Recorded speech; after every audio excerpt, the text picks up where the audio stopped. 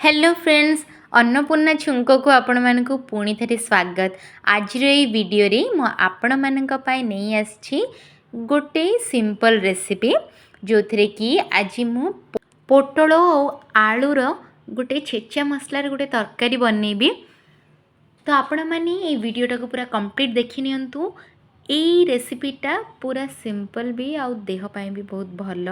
Friends बाहर खाइबा तो आमे माने खाई थाउ किंतु घरे आमे माने पसंद कर थाउ सिंपल खाइबा बने की खाइबा पाई। तेणु करी आज ये रेसिपीटा मु आपण मानक सहित शेयर करूची। होप आपण मानक पसंद आसीबो। आपण माने पूरा वीडियोटा को देखि नियंतु। यही रेसिपीटा पाई मु एठी 400 ग्राम पोटल नेछि। आउटी देखिपारे 2 ରୁ 3ଟି आलू गोटे पियाज गोटे टमाटो अदा गोटे छोट पीस कंचा लंका और रसुण नहीं। प्रथमे आपण मैंने ये देखिपारे मु आलू आ पोटल को ये काटी नौचे पूरा छोट छोट। आलू पोटल तरकारी भी आप राउंड शेप्रे काटी पारे किंतु यही रेसिपी जो आपण मैंने शेयर कर पोटल और आलू को एमती टिके अल्प अल्प छोट छोट करके काटी नेबे।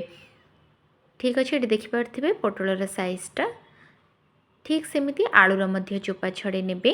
आ पोटल को जी साइज काटी ना आलूटा को मध्य सेम साइज ही काटी नेबे। ये देखिपारे फ्रेंड्स आलूटा को मध्य से सेम सेप्रे ही मुझे काटी नेली।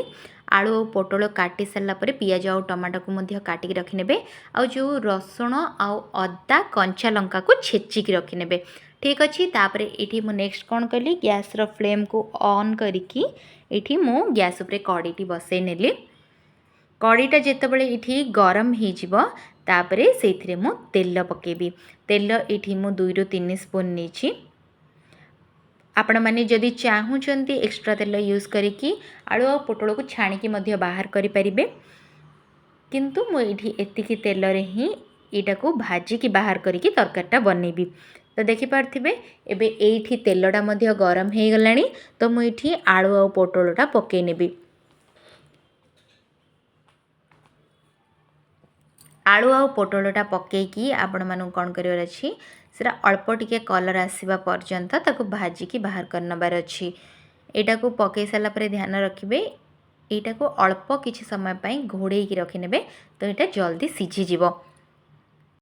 फ्रेंड्स आलू आ पोटलटा को एमती टिके अल्प समय भाजी नेला परे घोड़े देवी किछि समय तापरे किछि समय पर 1 ରୁ 2 मिनिट पर ताको बाहर करने भी कवरटा। ये देखिपारे यहाँ तलपटू हो गला तो यहाँ को मुझे आर साइड को उल्टेकी आउ 1 ରୁ 2 मिनिट भाजी हाँपाई छाड़देवी। ठीक अच्छे एतिकी समय भितर यहाँ परिवाटा सीझी जीव। फ्रेंड्स यहाँ गोटे साइड तो हो आसला तो मु आउ किछि समय ये कवर करके छाड़ी देथिली। तो ये देखिपारे आर साइड भाजी हो गला। एबे गैस फ्लेम को मु हाई करिकी यहाँ एमती 1 ରୁ 2 मिनिट एपट सेपट कर सारापर ये रेडी हो गला। तो आपको मुझे गोटे बाउल को बाहर करनेबी। यहाँ भाजी हो सारापर यहाँ को बाहर करके गोटे साइड रखी नियंतु। से सेम टाइम रे ही मु कौन कली से कड़ईटा बाहर कर सारापर हाई फ्लेम करके ये जो कड़ईटा टिके अल्प गरम हो सारापर मुझे पुणी थे 1 ରୁ 2 स्पून तेल देली। तेलटा जितेबाला गरम हो आसना प्रथमे जो मु पियाजटा को काटिकी रखी एथिरे पकई नेबी। ता पूर्वरु एठी हाफ स्पून जीरा देबी। देखिपारे एठी एबे जीराटा पकई सारा पर जो पियाजटा काटिकी रखी मु वर्तमान एथिरे पकई नेबी। पियाजटा पकई सारा पर ये जितेबाला स्लाइटली ब्राउन कलर हो जीवना तापरे जो अदा रसुण आउ गोटे कंचा लंका को मु छेचिकी रखी सेटा एबे वर्तमान एथिरे मु पकई नेबी। अदा रसुणटा छेचिकी दवा फल कौन हुए ना तरकारीर टेस्टा आउ टिके भल लगी थाए। तेणुक आपण मैंने एमती अदा रसुण छेचिकी नियंतु। यहाँ एबे वर्तमान मु पकई सारा पर यहाँ को मध्य टिके भाजी नेबी। अदा रसुणर जिते पर्यंत स्मेल जाएनी ना आपण मैंने ताको 1 ରୁ 2 मिनिट एमती भाजी नेबे। ठीक अच्छे एबे यहाँ मध्य हो गला। ये नेक्स्ट मु हाफ टी स्पून हलदी पाउडर पकेली। तापरे नेक्स्ट ये half tea spoon Lanka powder ये दीटा पकई सारा पर यहाँ को आउ टिके भल भाव एमती भाजी नेबी। एबे देखिपारे कलरटा हो आसला। तो लंका पाउडर पकई सारा पर जो आलू और पोटलटा मुझे भाजिकी रखी ना फ्रेंड्स ये बर्तमान पकईकी एमती मिसई नेबी। आपण मैंने जदि एथिर झोल बनवाक चाहूना ताहले एमितिरे मध्य लुण और मसला पकई सारा पर एटा बहुत भल लगी थाए किंतु एटा जेहेतु भात सहित खायापाई आर झोलटा बहुत टेस्ट लगी थाए तेणु करी एटा आपण मैंने पूरा कंप्लीट देखि नियंतु सेटा केमती बनइबे। तापरे एठी नेक्स्ट एठी मु 1 ରୁ 2 मिनिट एटा एमती छाड़ी देबी मीडियम फ्लेम करिकी। एबे एठी देखि पारथिबे मु 1 स्पून करी पाउडर पकेइली एथिरे अन्य किछि भी मसला गुंड मु एथिरे आ यूज करबिनी केवल करी पाउडर ही पकेइली। तापरे एटा को आउ टिके भल भाबरे भाजी नेबी।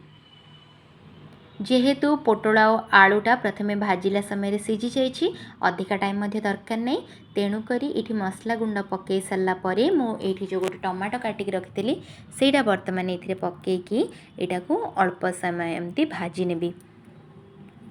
एथिरे वर्तमान मु लुणटा पकेइनी एई स्टेज रे मु पानी दे देबी 1 ରୁ 1.5 ग्लास।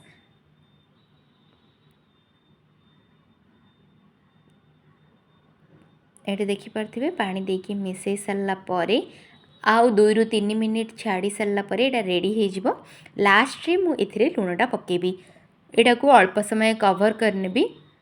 एठी मु 1 ରୁ 2 मिनिट पानीटा फुटिबा पे छाड़ी देथिली। तापरे देखि पारथिबे कवरटा काढ़ी सारा परे जतिकी पानी सोक करिया कथा करला तापरे मु लास्ट रे एठी लुण देखिकी एठी पानी को पकई नेली। मु 1 ରୁ 1.5 स्पून एथि लुण पकेइछि जोटा कि छोट स्पून आपण माने देखि पारथिबे बड़ स्पून रे नुह।